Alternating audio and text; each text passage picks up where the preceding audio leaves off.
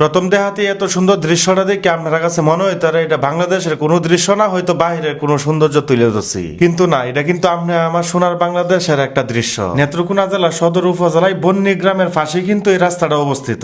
এই এত সুন্দর রাস্তার এক প্রান্ত শুরু হয়েছে বাংলা থেকে, আর এক প্রান্ত শেষ হয়েছে বন্যী গ্রামের মাঝখানে গিয়া। সবচেয়ে মজার বিষয় হইতাছে এই রাস্তাটা কিন্তু দুই সময়ে দুই রকম রূপ ধারণ করে। যেমন বাইশে মাসও কিন্তু এই রাস্তাটার মধ্যে প্রায় আডোহানি থাকে, তখন কিন্তু অনেক পর্যটকরা এই রাস্তাটা দেখতে যায়, তখন কিন্তু অনেক সুন্দর একটা দৃশ্য ধারণ করে এই রাস্তার আশেপাশে। এখন যেহেতু এই রাস্তার আশেপাশে বন্যার পানি আইছে না, বা বর্ষাকালও ঠিক মতো কিন্তু এখনো আইছে না, যার কারণে কিন্তু এখন সবুজের সমারোহর ভিতরে একটা সুন্দর দৃশ্য পাওয়া যেতেছে। আঁকা বাঁকা সিয়ন সুডুমুডু একটা রাস্তা, দুই পাশে আবার ধান ক্ষেত, সব মিলায় কিন্তু অস্থির একটা ভিউ কিন্তু আপনারা দেখতে আছেন। আপনার যদি মন সবসময় উদাসীন থাকে, আপনার যদি কোনো কিছু ভালো না লাগে, তাহলে কমপক্ষে এই রাস্তাটার মধ্যে একবার গিয়ে ঘুরে আন, যে সবুজের সমারোহ দেখে আপনার মনটা কিন্তু ফ্রেশ হইতে বাধ্য। বন্যী গ্রামের ইউনিয়নের নাম হইতেছে টাকরুকোনা এবং নেত্রকোনা সদরে পড়ছে।